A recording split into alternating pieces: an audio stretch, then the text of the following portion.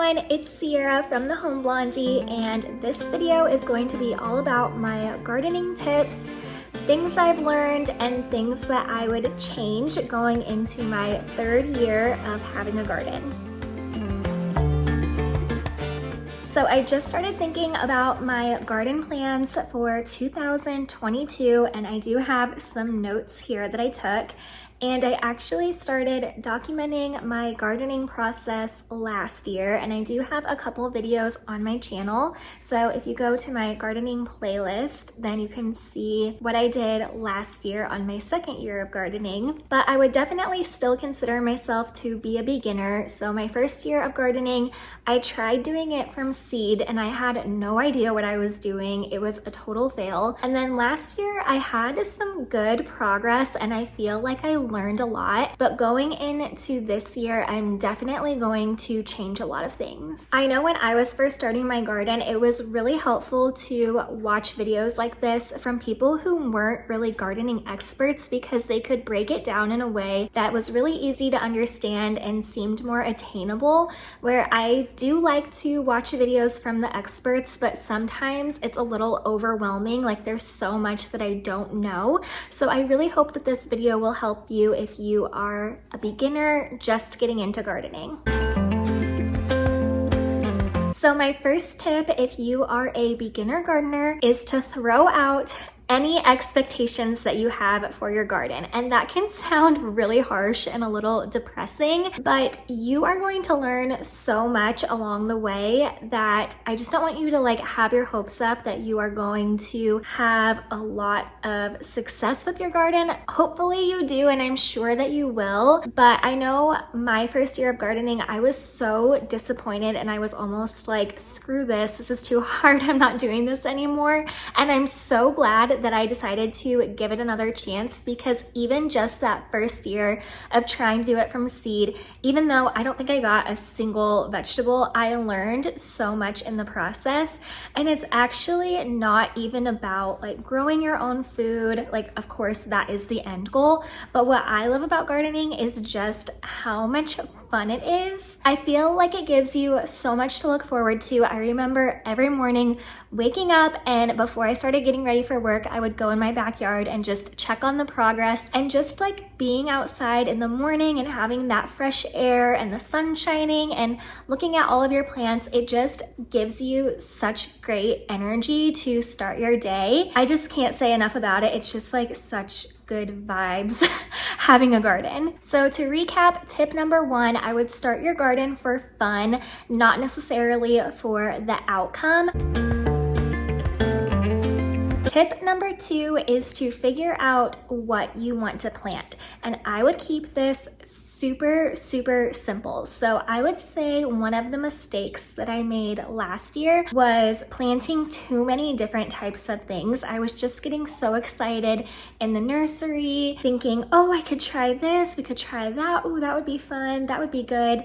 And it was just too much. For one, I feel like I overcrowded my garden, so things probably weren't getting as much sunlight as they needed to. So I feel like what I did produce would have been better quality if I didn't have so many different things in my garden. So if you want some ideas and things that I successfully grew last year, I am going to do cherry tomatoes, regular bigger tomatoes. I don't know, there's so many different types of tomatoes, so I need to do some research on that, but basically I want to do the tiny ones and then the bigger ones that you put on sandwiches and things. I also want to do cucumbers and zucchini.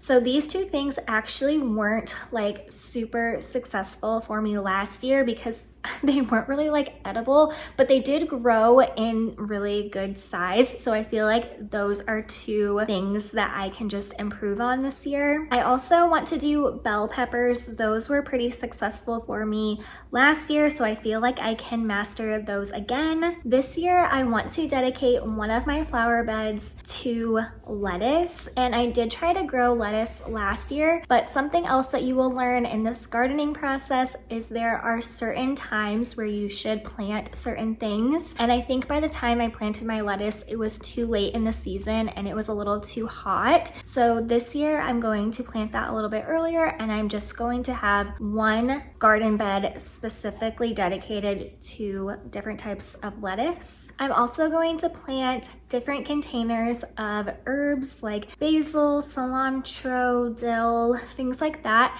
And I did that last year too, but I kept the pots on my deck and we had tons of pincher bugs that ate away at all of my herb plants, and I didn't have those same bugs on the other side of my yard where my garden was at. So I'm just wondering if it was like something to do with our deck. So this year I'm going to set up a completely different area for my herb plants, and I'm going to insert a picture here because I got the inspiration from Pinterest, and I just think this little setup is so cute, partially because it's painted bright pink, which is my favorite color. I'm not going to paint ours pink because that just isn't going to like match our house and our yard, but I think having this little like potting station will be really nice, and I'll be able to see it out of my kitchen window, which will be perfect. I can kind of like check on the process without like actually having to go outside. So I'm very excited about that.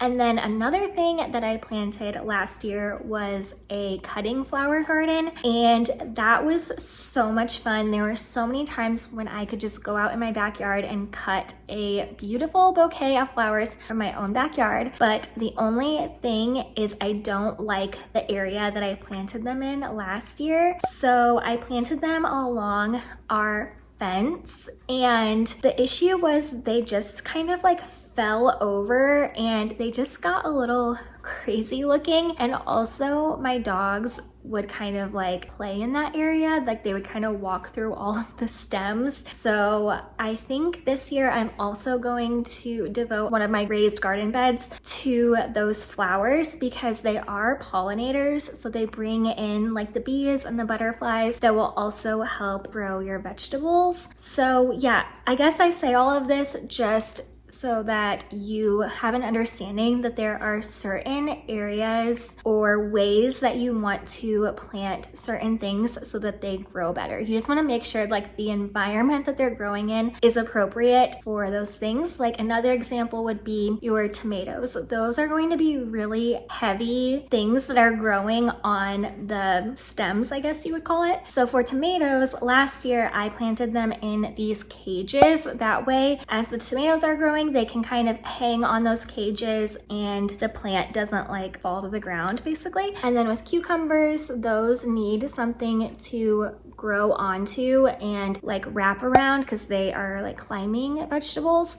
So then you need a trellis to plant with those. So anyway, I don't say all of this to overwhelm you. These are things that you will learn along the way, but I feel like that's something you kind of change year to year as you're learning, is what type of environment to plant different things so that they will be more successful. So my third tip is, after you know what you want to plant, figure out when you should plant it. So to figure this out, you want to figure out what garden zone you live in. So first I just Googled like the town where I live in Indiana, and it told me that the last frost date was April 23rd, and I had a hard time believing that. So then I figured out what my garden zone was. I couldn't remember from last year, so I had to figure that out, and it's zone 5. So then I Googled what was the last frost date for zone 5, and it said May 15th, which is like makes more sense. So that doesn't mean that you can't plant things before that date, because last year I did plant things before the last frost date, and I do think it stunted the growth. So almost every night for like a week straight, I had to go out and cover all of my plants with blankets, which is just kind of a pain. But yeah, I just feel like they didn't grow as well because they were probably like maybe a little damaged in the beginning stages. But there are things that you can plant before your last frost date. So for an example, lettuce. That is something that does like to grow in colder temperatures, at least where I live. So I will likely start that garden bed like in the next couple weeks, and then I'll wait to plant like my tomatoes and other vegetables vegetables sometime later in May. Also, understand that getting your garden ready takes a lot of work and it can be just really exhausting. So you might want to do this like over a couple of weeks. So at the time that I'm currently filming this weekend is Easter. And I think what I'm going to do once we're all finished with our Easter festivities is start getting my garden beds ready. I did not do a great job of cleaning those up before winter time. So I do need to just clean that area up, and I might even go ahead and put down some like fresh compost just so it's ready when I am ready to plant my vegetables or my lettuce. It's just less work that I have to do in one day. So just keep that in mind. Maybe you still need to build your raised garden beds if that's how you're going to do it. So maybe spend a weekend like getting that ready and then fill it with all of the dirt and then start planting your things. And you can just like break this up into a couple different weekends or whatever, because I know if you're anything like me, you're going to get super excited to get this done once the temperatures start warming up, but you don't want to get ahead of yourself with planting things. So break it up, and it can be a fun experience and a way to get you outside in the warmer temperatures without like sacrificing your plants. Somehow I already mentioned my last tip, so I guess those are all of my tips at this point. And I'm going to write a blog post with specific details on what I'm going to plant this year, how I'm going to plant it, and my just approach for the whole garden season. I really like doing this, honestly, for selfish reasons, because then next year I can go back and see exactly what I did and change it again if I need to. So even if you don't have a blog or a YouTube channel, I would keep track of what you're doing so that year to year you can make changes as needed. So if you want to check out that blog post, then make sure to go to thehomeblondie.com. I'll have it linked in the description box below. But I hope this video was helpful in some way. If it was, give it a thumbs up and subscribe. But I'm wishing you the best of luck, and I'll see you very soon in my next video. Bye!